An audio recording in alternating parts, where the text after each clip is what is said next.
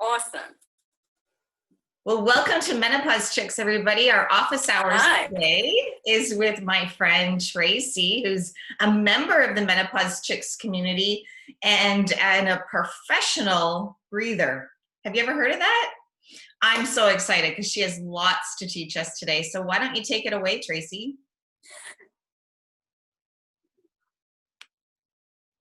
Hi, everybody. Just a short introduction. I am a 50-year-old perimenopausal mom of 3, and in fact, 3, okay? In fact, it's my oldest daughter's 17th birthday today.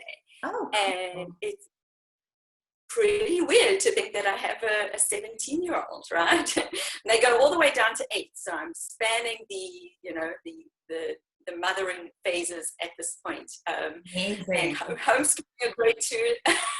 Not fun.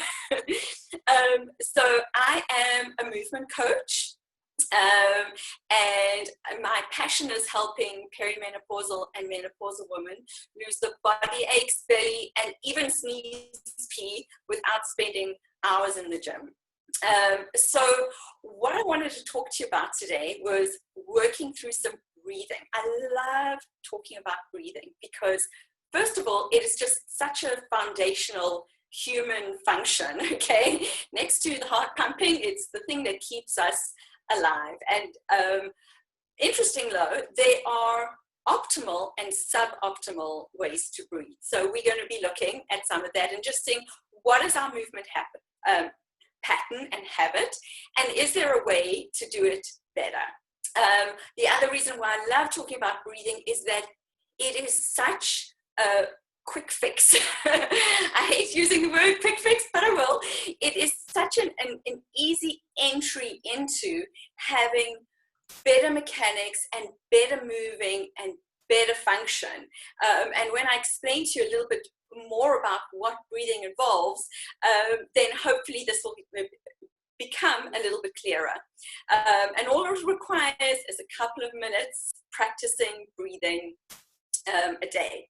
So next to alignment, which is one of the main things that I teach my one-on-one clients, we always start with alignment and then we'll go to breathing. But today we're going to do some alignment and some breathing. So what's interesting about breathing is that it is a movement. We don't really think about breathing much, right? I mean, it's been keeping you alive up until now. It's doing a pretty good job. Right. So far it's been successful, but what we don't realize is that there is so much movement going on in the body, right from the pelvic floor muscles to the cranium, to the skull muscles that are actually creating these small movements and everything in between. And I know before I started this work, like, I really didn't give breathing much thought. And for me, it was like this thing that just happened here. It was almost isolated from the rest of the body. But I'm going to be sharing an animation with you. We can put it down below, maybe afterwards. And when we get this idea, this sense of all the movement that is actually happening in the body when we breathe, it starts to take breathing to a whole new level of understanding and getting this idea of why improving our breathing mechanics can help. So of course we want to breathe. We want to get as much oxygen in the body though for each breath we take. And interestingly, we're breathing about 23,000 times a day. On average, right? So that's a lot. That's kind of important. Yes. So that's a lot of opportunity for your breathing to be very healing and functional, right? For brain health, for just the whole functioning of the body, for metabolism, memory, mood. This all has to do, with getting good amount of oxygen into the body. So let's just start with a little bit of a check-in and see, well, what is your breathing strategy now? Because you probably haven't given it much thought, right? Okay, you're right. So put one hand on your chest and one hand on your belly, just over your belly button. And just take a few normal breaths. Try not to be like self-conscious at all.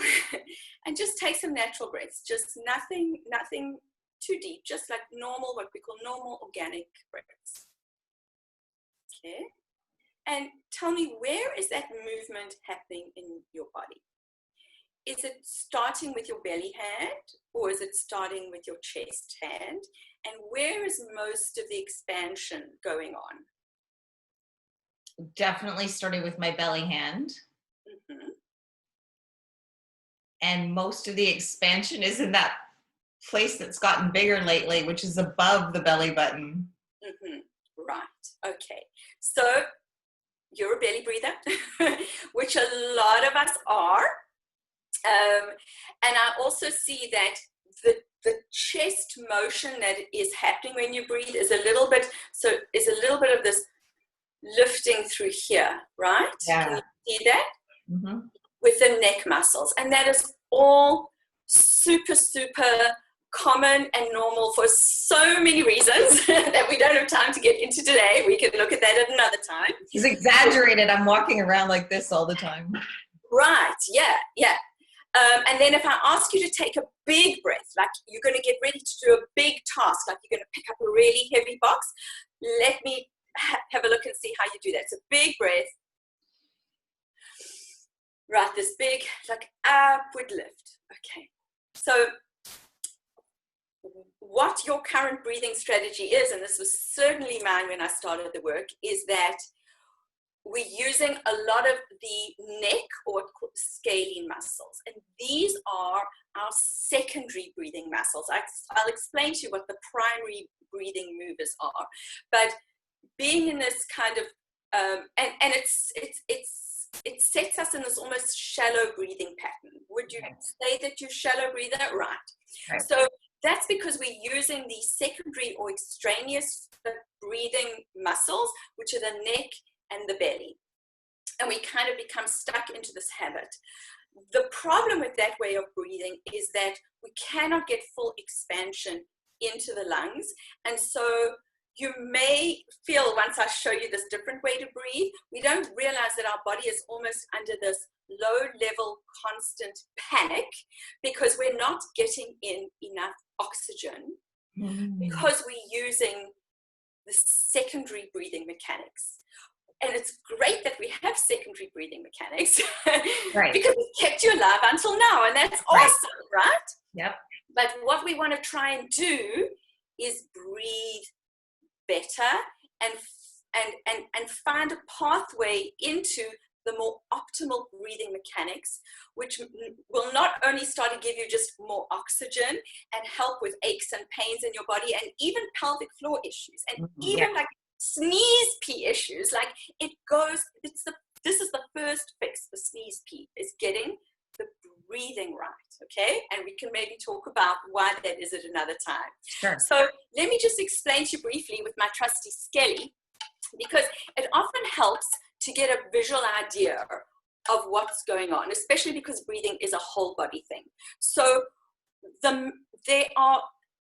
why I say it's a whole body movement is because there's so many muscles and bones and tendons, all these things are actually required to get what is called a 360-degree breath. We want the ribs to be opening because there's so many muscles and bones and all these things.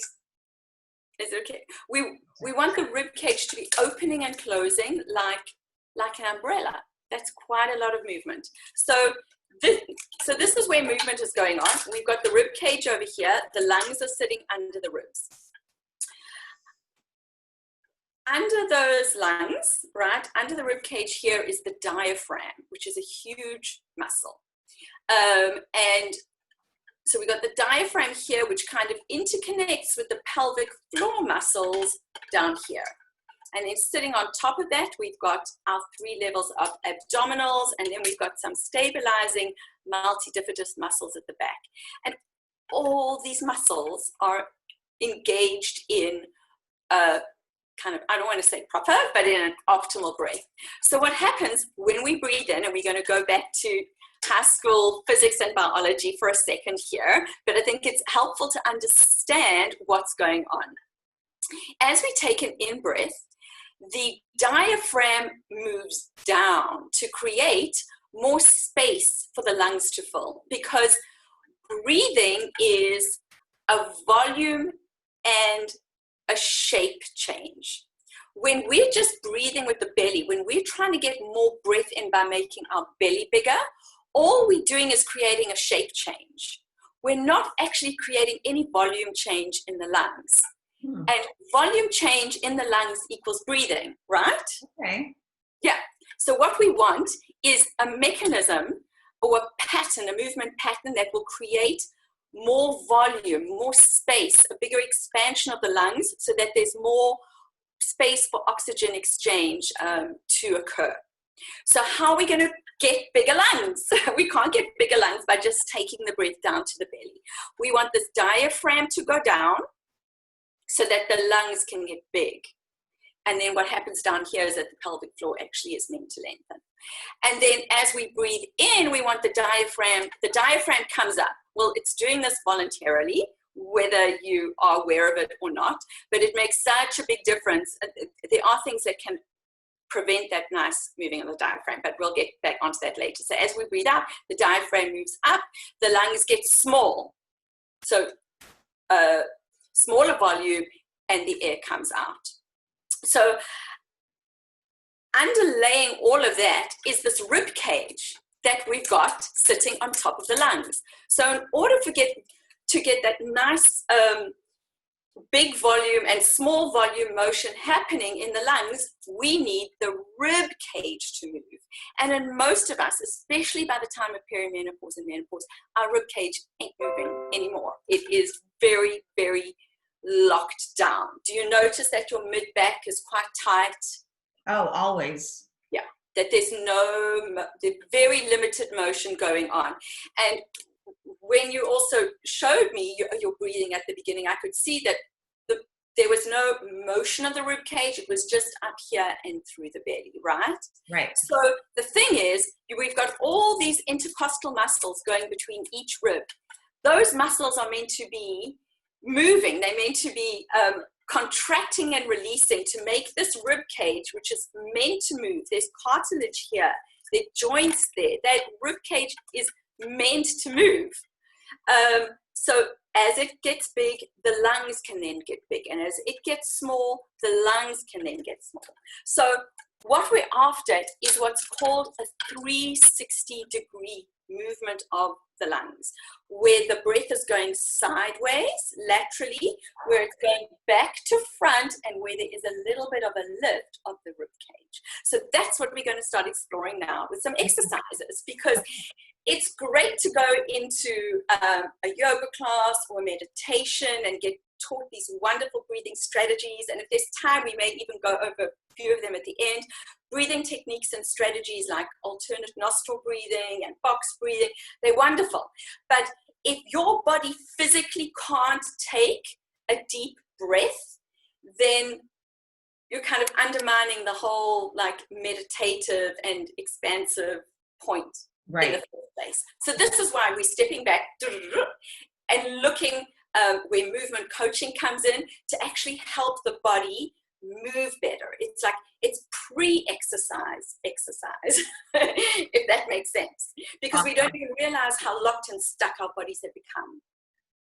I can't wait. Okay, so let's start. We're going to explore the first lateral movement. Just take your hands and put them under your ribs. Under your boobs, right? So we want the thumbs at the back. They're kind of feeling the back ribs, and we want to feel a nice expanse of ribs here with our front hands. Try and relax your shoulders a bit, okay? And now I want you to breathe in, but try and feel that your ribs are pushing into your hands.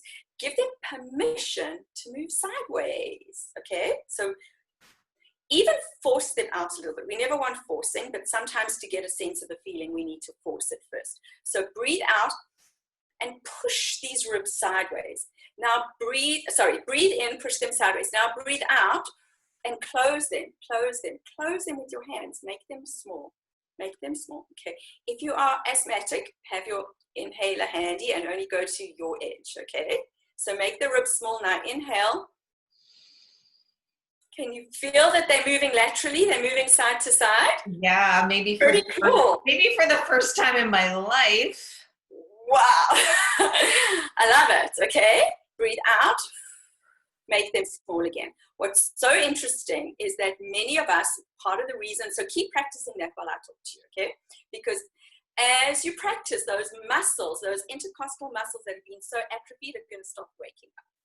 Awesome. What's so interesting is that if you are 2 years, 10 years, 20 years, 30 years postpartum, and you've never been properly rehabbed after your babies, yeah, you're still considered postpartum.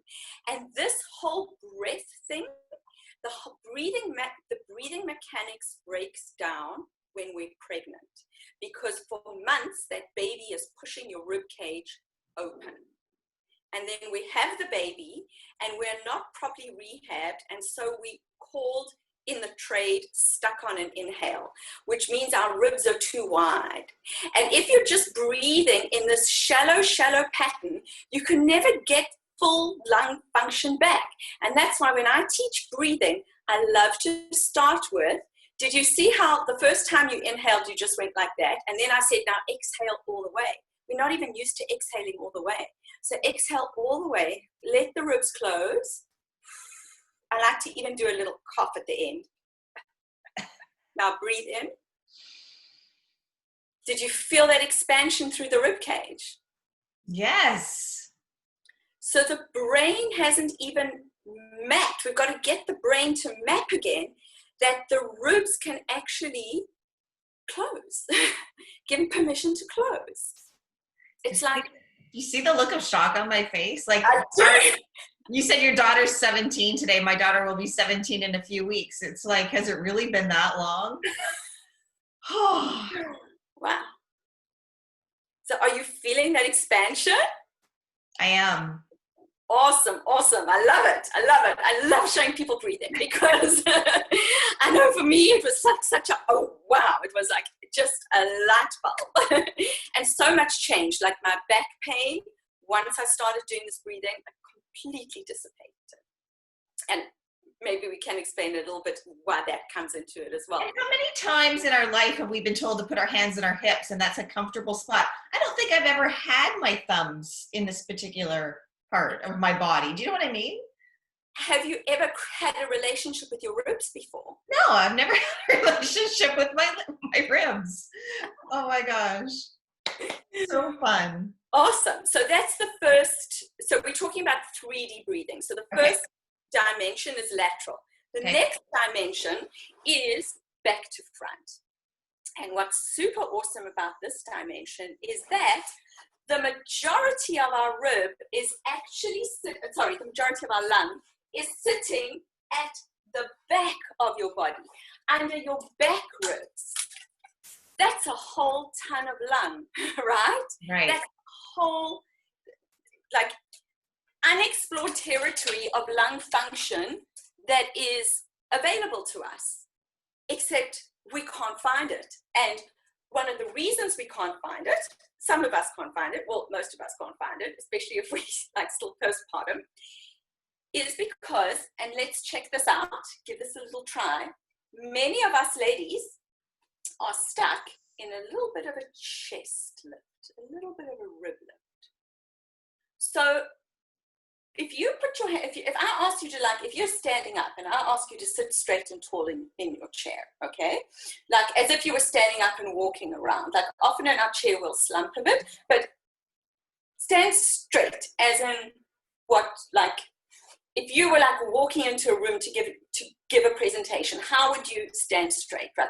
Many of us lift our ribs. Okay. So if you put your hand on your sternum, you may feel that hand is at a bit of a diagonal. Mm-hmm. And that the ribs, if you put your hand on your ribs, there's a bit of this up angle with your thumb.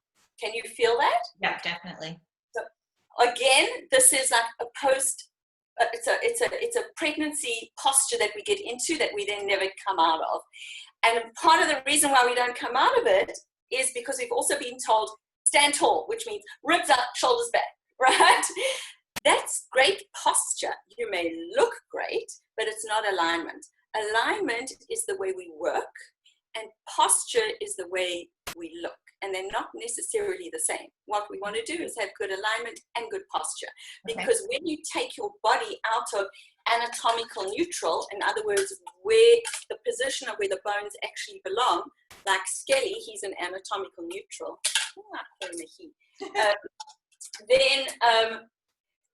Then the muscles and bones cannot work and do what they're meant to be doing. The other reason, so let me just help you kind of get an idea. A lot of people find it hard at first, so don't worry about it. It takes a little bit of practice. What we don't realize is that there's actually tension at the back and tension through the front that's holding our ribs up. So what I want you to try and do is just breathe in and give those ribs permission to come down and back into your body. Do you see how when I rib thrust, and I was a huge rib thruster, okay, being like yogi and a gymnast and all that, very hard habit for me to break. You see how much more how much more rib there is in the front of my body compared to the back. Now I'm going to release the tension. I'm not going to pull down with the obliques together. I'm going to release the tension. You see now I've got more equal rib at the front and the back.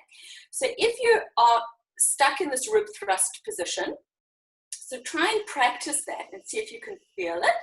If you're stuck in this rib thrust position, it means that there's tension at the back, and so we can't get the air into the back ribs even if we're trying, because we're pushing them forward. So when we release the tension, drop our ribs to neutral. And a good way to measure is that the bottom ribs should line up at the top of your hip. That's how you know your ribs are neutral. And that's pretty deep into the body. But are you feeling when you do that you're all slumped at the top here? I'm feeling kind of like discombobulated. Like, I don't know, we just get in such habit forming. Yes. And I'm sitting at my desk chair right now too. So, I mean, it's such a terrible place to practice. So what a lot of people do tell me, and what I felt for myself when I started this work, is when I got my ribs down, chest bone, breastbone is now more vertical, it feels like you're very rounded through the shoulders. Yeah. And that's because you are rounded through the shoulders. And so what we're doing is we're trying to hide what's called this hyperkyphosis, because we've spent our lives doing this since the age of 6. We're hiding the hyperkyphosis, which is the excessive rounding, by going like that, so that we look better. But it doesn't resolve the problem of the hyperkyphosis. And if anything, it makes it work. There's a separate set of exercises and program for fixing the rounding of the back. Hiding it by turning off your breathing mechanism and turning off your whole reflexive core is not the answer. So what I want you to just try and do now, just for the sake of this, of trying to get the breathing going, is let your ribs drop a bit into your body, and now exhale. Let your rib cage go small, and now breathe.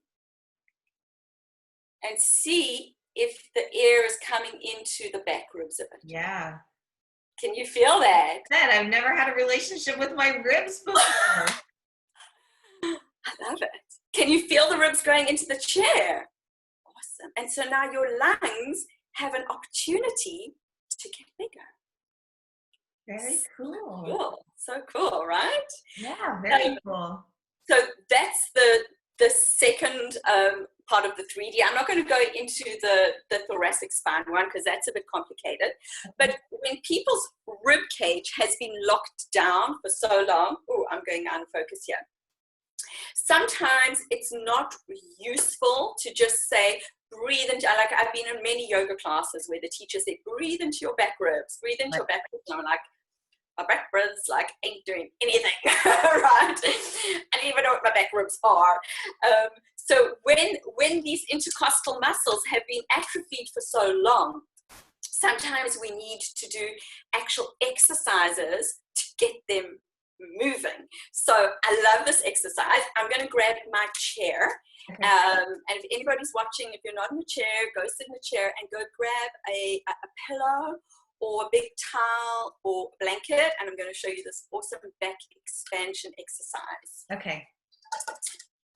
All right. Bolster. Okay, so we take a chair and we take a blanket of some type. Come and sit towards the edge of your chair. And you can turn sideways and do this and give it a try. You're going to roll up your blanket or your towel to whatever position works. And you're going to like shove it in your belly, and you're going to roll over your belly like this and round your spine. Even that probably, ooh, that feels so good. Just round your spine a bit. Put your arms out like this to turn off those upper traps that like to do all the breathing for you. And now breathe out. Try and make your ribs small. Breathe all the way out. Cough it out. And now breathe in. And breathe out. And breathe in. Do you feel your back ribs moving? Yeah, that felt different. Do you feel like a stretch? So just relax your head down and get as much grounding through your back as you can. Just relax it down, arms out.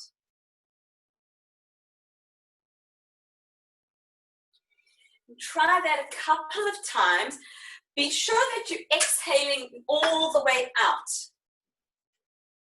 And try and give your ribs permission to go small on the exhale. How does that feel? Do you feel like stretching through the back when you inhale? Yeah, if I wasn't having this conversation with you today, I would be like, oh man, I need a massage. But this feels like a little bit of a pre-massage. This feels like what I should be doing. Well, not good. I don't like to shit on myself. But what I need to be doing. And this is what I mean about, I mean, I already feel, just after doing 2 of those, I was like, oh, wow, I'm all like, I feel like I've had a massage just by doing like a couple of those, because while massage and chiropractic and all these things are amazing, okay, and I love them, it's passive. It's somebody doing something to you. Right. So it can only go so far. And with the breath, when we're using the breath to open up, I can feel like even the position of my shoulder blades have moved after doing that.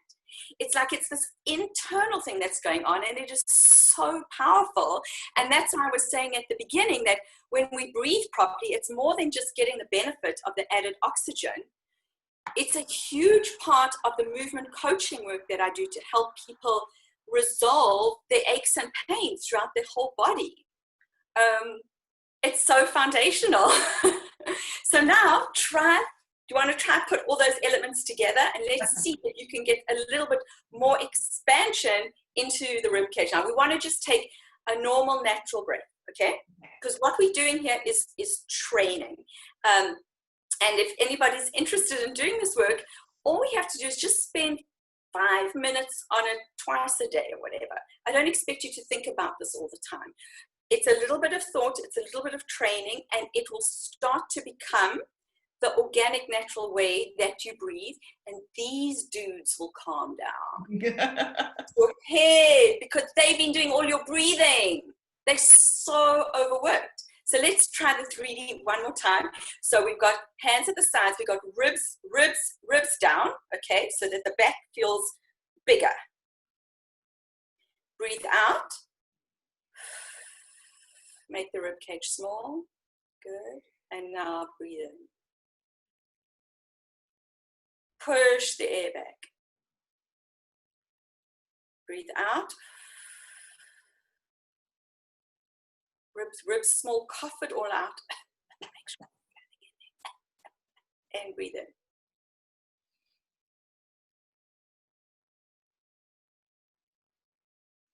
How does that feel? Any different from when we first started?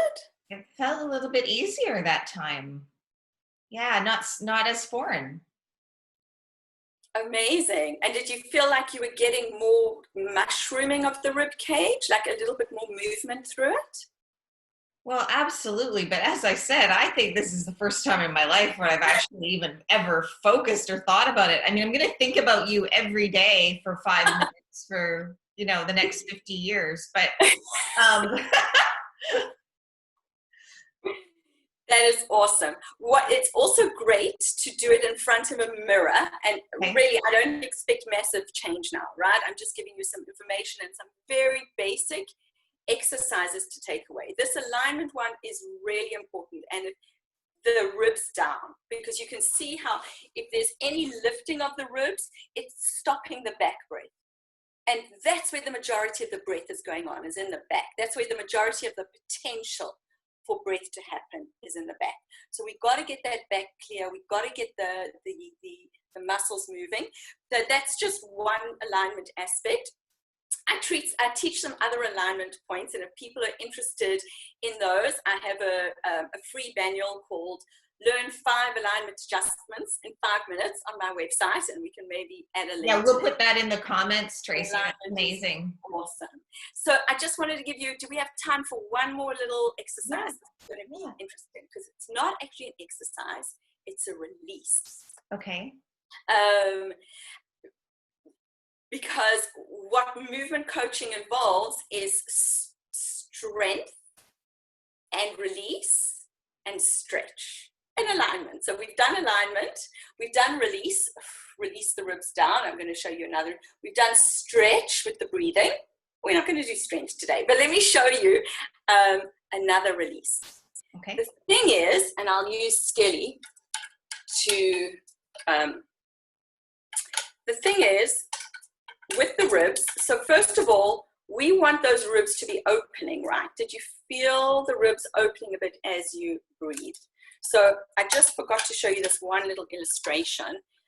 Think of the ribs as a bucket, my trusty bucket that I'm getting more and more familiar with as the weeks go by, right?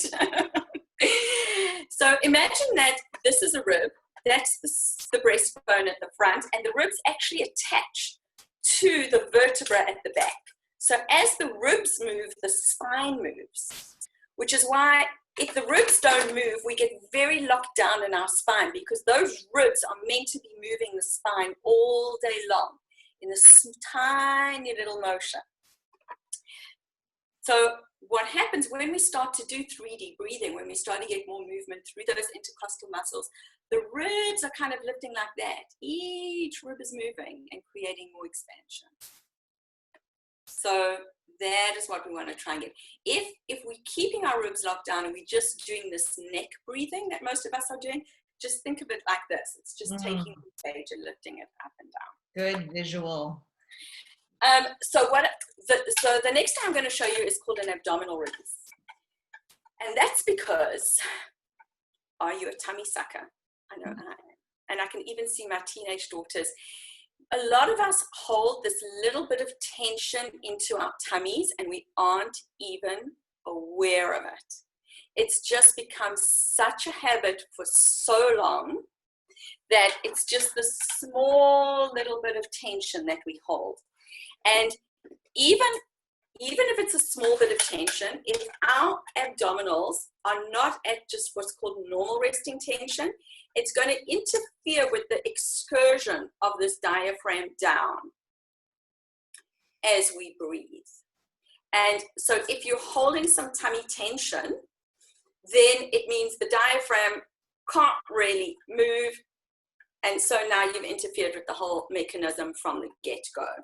So here is a good way to start to get release into the abdominals, or even to feel what normal resting tension in your abdominals is if you've been a chronic belly sucker, probably since you were a teenager.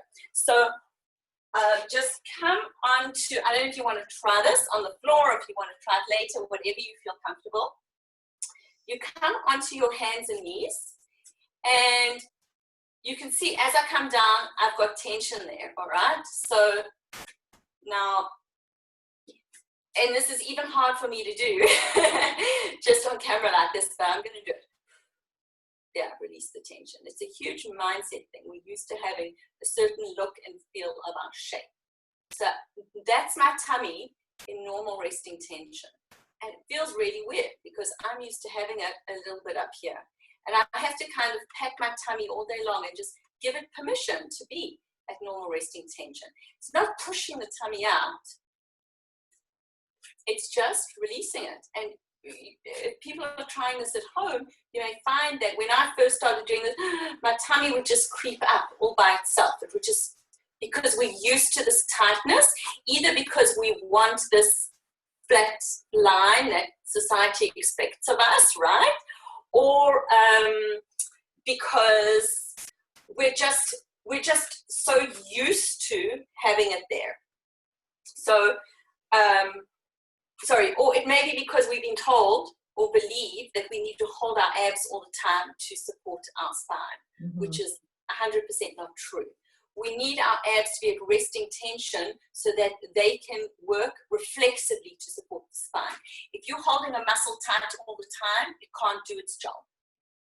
So this is called the abdominal release. You just let the abs release. Awesome fix for hiccups, by the way. Really? Yeah. And awesome fix for constipation, huge help for irritable bowel syndrome, because if we're keeping this constant pressure in our abs, with really most of us are not even aware that we're doing it until you get into that position and you're like, oh, so that is my abs relaxed. So that's also a super easy fix. Just start to relax the belly. Take that tension out so that the abs can do what it's meant to do and so that the diaphragm can do what it's meant to do. And that is like a resolution of many issues, or the beginning of a resolution of many issues from the inside out. So yeah, that's breathing. That's breathing. I love it, Tracy. And you know, right from when you started speaking today, I'm thinking about all of the opportunities that we have in midlife to learn and to relearn. And even the part about, you know, we've had children, but yet we don't know about our pelvic floor and how to optimize our pelvic health. And we don't know about how to breathe and how that might be impacting, you know, every cell in our body. But, you know, I was particularly thinking about people and the path they might be taking from maybe a sore back to, you know, a chiropractor or, you know, God forbid, surgery. And they go through that entire process, and how breathing might have been something that if we were taught that from an early age or even from a middle age would be something that would benefit us going forward. Right. Yeah, because this is how children breathe. It's everything that we land up doing or not doing, right? Because we don't realize that we are so sedentary. We have such a sedentary culture and lifestyle. We're the same DNA and skeleton as humans that existed 50 years ago or 500 years ago or 5,000 years ago, yet we are moving a fraction of the amount. And movement is not optional. Our bodies were designed in order to move, right? We no longer need to move like we used to, but that doesn't mean that we can just drop movement. And moving, and I know I was certainly in the time frame, I was an editor and a journalist, and I worked for hours and hours and hours a day, but like I was crossing off my movement box, okay, because I was gymming it hard like 5 times a week. So what could go wrong? Everything landed up going wrong, which is how I got into this whole movement work. Awesome. I'm so glad you did get into this work. So even just focusing a little bit on getting more motion, like into the ribs, if we then, because we've like turned off the movement mechanism of breathing, just starting to get that movement back into the ribs, that 3D movement back into the ribs, right, is movement that you weren't getting like a day ago or a week ago. And I'll share that animation with you, and hopefully you'll find it fascinating. Okay, that would be great. And why don't you share with everyone right now how they can get a hold of you? Thank you. Yes, so you can visit my website, tracyseidermovement.com. We can maybe put a link. I've got a free movement manual, a free menopause movement manual, which talks all about alignment. I also have a Facebook group called Perimenopause and Menopause Club, Move Well, Age Well. And for Mother's Day, I've actually got a special going on, which is a pay what you can, because I know these are interesting times for all of us, 60-minute one-on-one Zoom movement coaching session.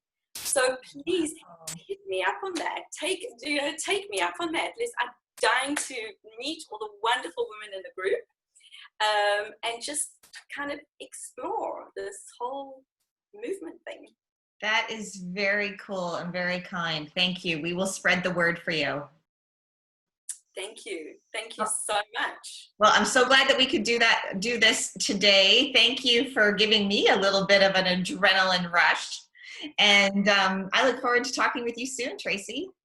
Wonderful. Thank you so much for having me on. Okay. Have a great day. Happy Mother's Day to everyone.